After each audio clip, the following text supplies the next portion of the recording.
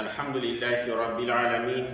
Vessalatu vesselamu ala Resulihi Muhammedin ve ala alihi ve ashabihi ecma'in. Ya eyyühellezine amenu ittakullaha hakka tukatihi ve la temutunne illa ve entum muslimun. Bütün dünyaların, bütün alemlerin yüktan bari düşe Allah subhanahu ve teala hamdimiz bulsun. İki dünyaya rahmet bulacağımız Peygamberimiz sallallahu aleyhi ve sellem'e көңіл түләптен шыққан сабар шәйхләріміз ирешсін. Һәм бу изге җомга көннәрендә җомга намазларына җыелган барча дин кардәшләребезгә Аллаһтан рәхмәтләре булсын.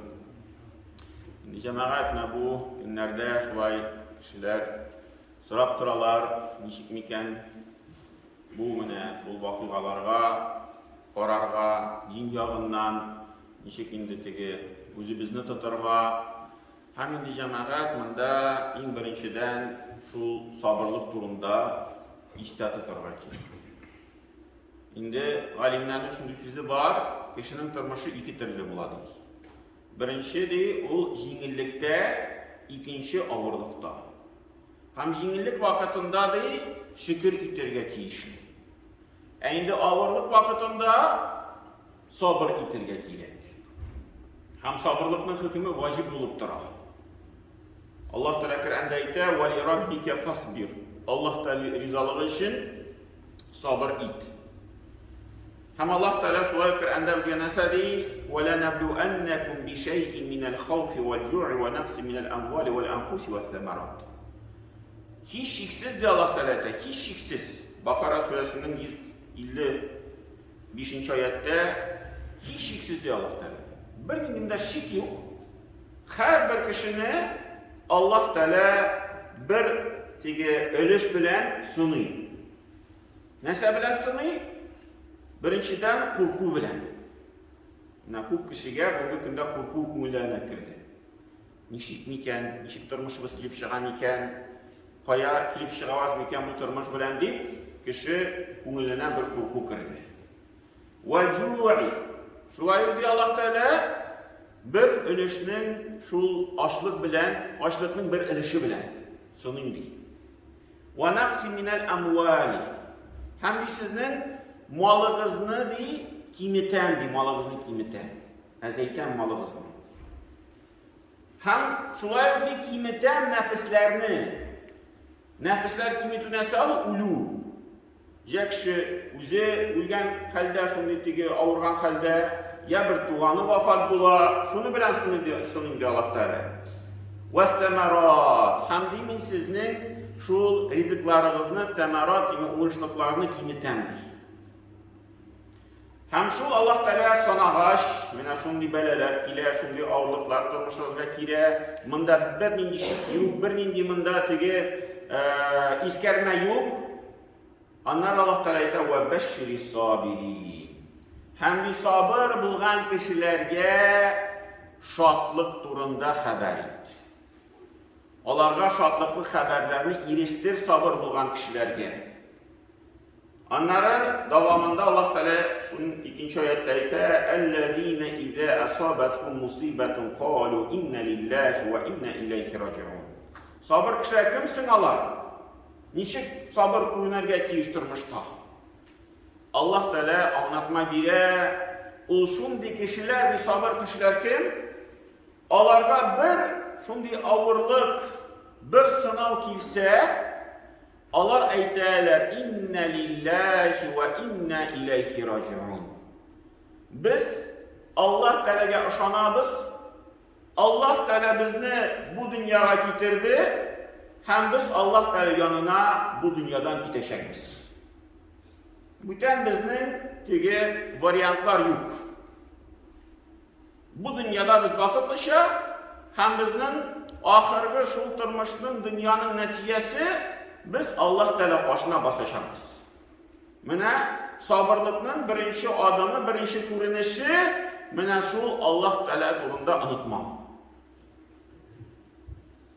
Hem biz şul sabırlık bilen Allah Teala qoshina bassak, Allah Teala bizga nindi ecir savoblar berar.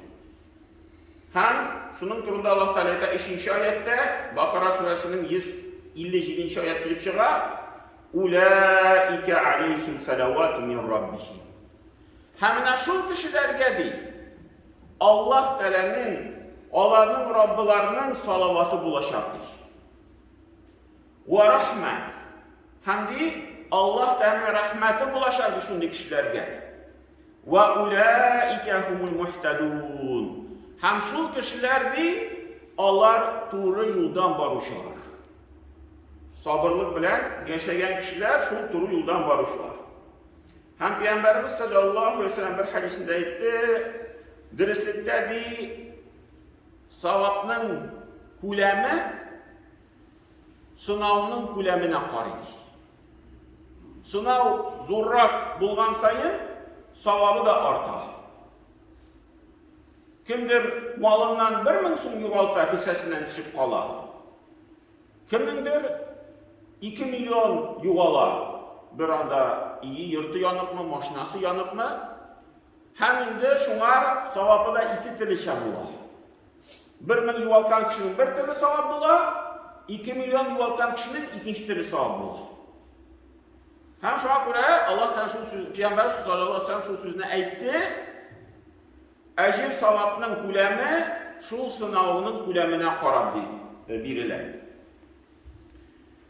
Hem şundan sonra Peygamberimiz sallallahu aleyhi ve sellem devam etti. Ve inna Allah iza ahabba qavman ibtalah. Hem de Allah Teala bir halıkını, bir kavmini yaratsa, onlara bela jiberedi. Onlara sınav jiberedi. Femen radiye felahu rida.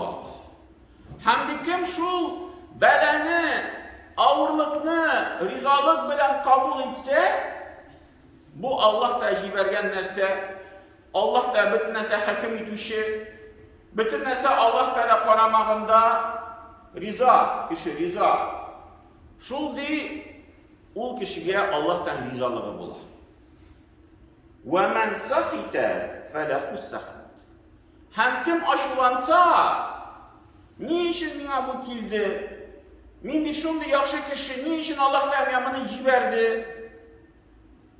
Kimdir küfürlük kıla başlayı? Allah Teala'yte فَلَهُ السَّخِتِ. Allah ise o kişiye de Allah Teala'nın şu gazabı aşılığı bular. Kim aşulansa.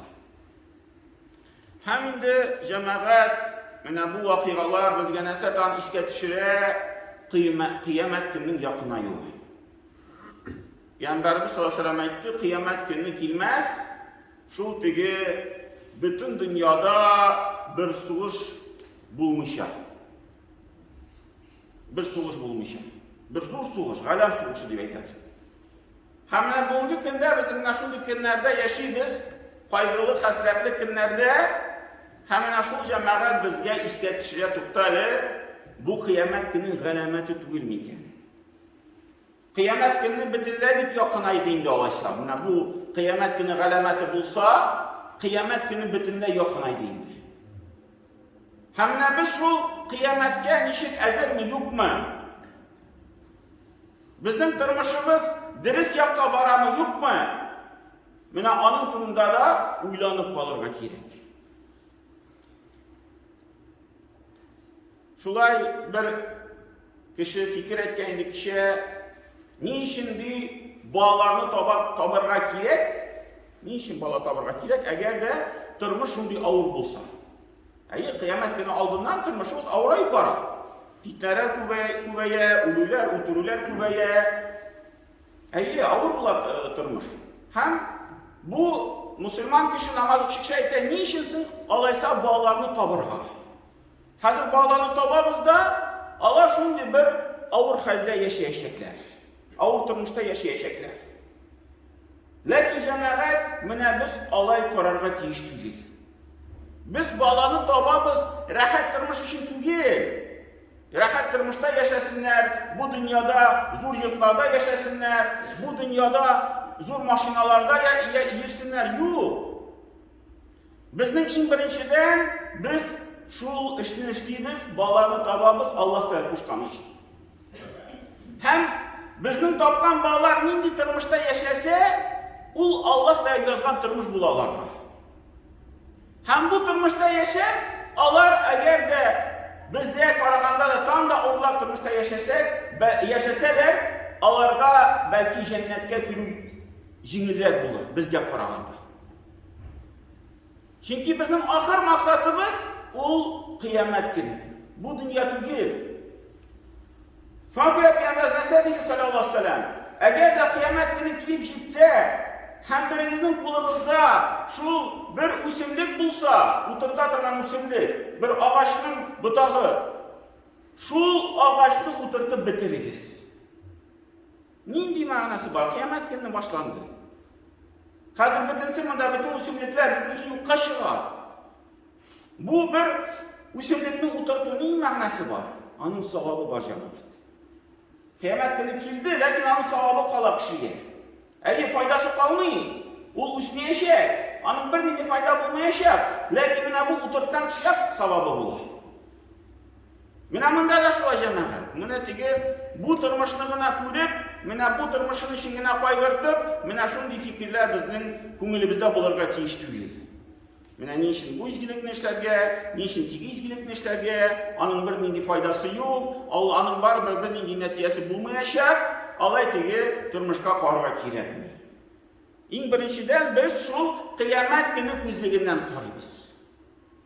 Hem şu yaktan cemaat, mina bu sabırlıklarımız en birinciden mina şu niyetlerimiz dürüst bulurga tiyiş. İnnemel a'malu bin niyet. Her bir amel o niyet boyunca qaralar. Hem biz sabır etemiz, hem şu sabırlığımız tigi kişiden de korkup tügül, bir tigi manfaat, bir fayda izlep de tügül, kungilibizde Allah da rizalığı için sabır etemiz.